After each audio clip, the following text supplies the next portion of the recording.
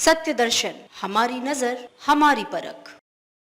नमस्कार, एक बार फिर हाजिर हूँ एक और बड़ी खबर के साथ और आप देख रहे हैं सत्य दर्शन न्यूज। जो गलत किया गया उस पर आज पीएम जो बयान दे रहे हैं वो आज भी किसानों को बांटने का काम कर रहे हैं। डीजल के दाम कहां है, खाद की क्या स्थिति है, ये सभी जान रहे प्रियंका गांधी। आज चुनाव आ गया तब ये कानून काफी देरी से वापस लिया गया। पीएम शहीद किसानों को श्रद्धांजलि दें।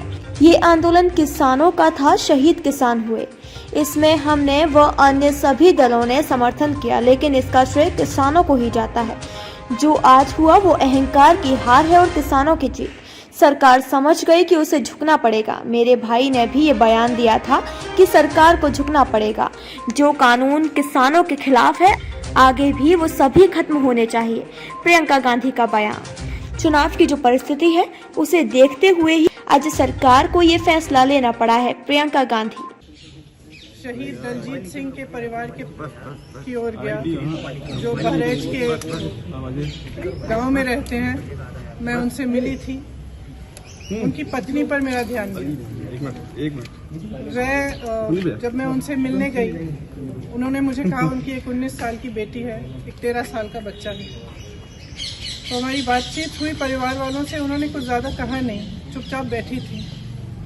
अंत में जब हम जाने वाले थे तो मेरे पास आए। उन्होंने कहा कि मुझे बहुत डर लग रहा है, मैं अपने पति के बिना इन दोनों बच्चों को कैसे संभालूंगी। अपनी बेटी के लिए डर है, हम यहाँ अकेले रह रहे हैं, डर है। किसी वजह से मेरा ध्यान उन पर गया, क्योंकि मैंने सोचा कि वो क्या सोच रहे होंगे कि जिस सरकार के मंत्री के बेटे ने उनके पति को कुचला, जो प्रधानमंत्री उसी दिन, शायद उसके अगले दिन लखनऊ आए, या शायद उसके 1-2 दिन पहले लखनऊ में थे। लखनऊ से उनका घर 15 मिनट में पहुंच सकते थे हेलीकॉप्टर में। वो क्या सोच रहे होंगे कि ये प्रधानमंत्री हमारे यहाँ नहीं आए, कुछ बोला नहीं। उन्होंने पूरी तरह से, जब किसानों की हत्या हो रही थी, जब किसानों को मारा जा रहा था, जब लाठियां बरसाई जा रही थी, जब उनको गिरफ्तार किया जा रहा था, तो कौन कर रहा था? आपकी ही तो सरकार कर रही थी।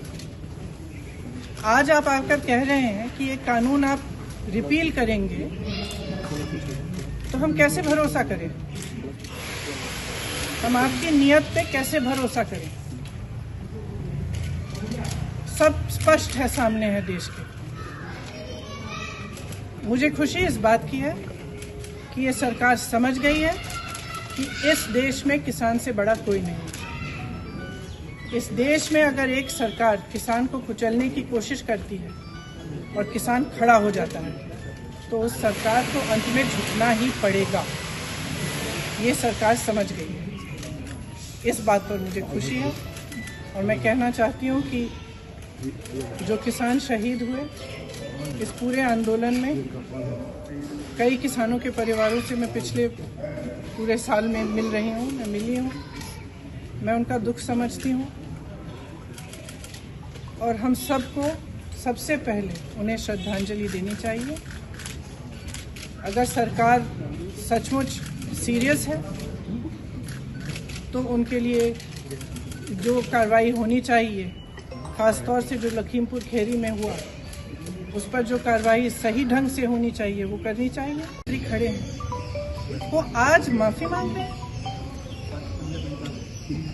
जब 600-700 किसान शहीद हो चुके हैं।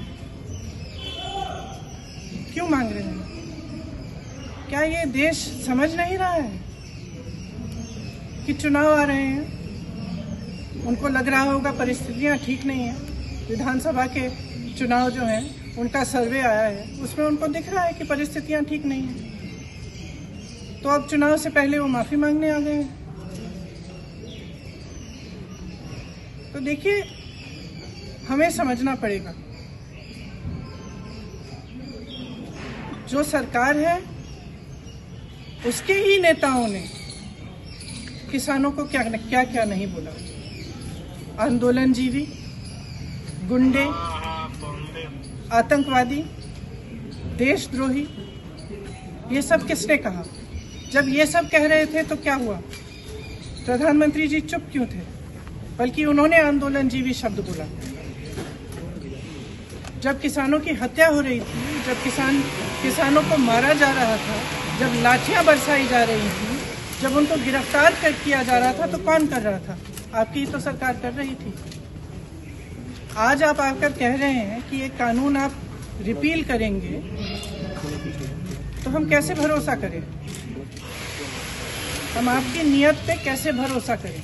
अभी के लिए बस इतना ही। अगली खबर में फिर मुलाकात होगी, तब तक देखते रहिए सत्य दर्शन न्यूज।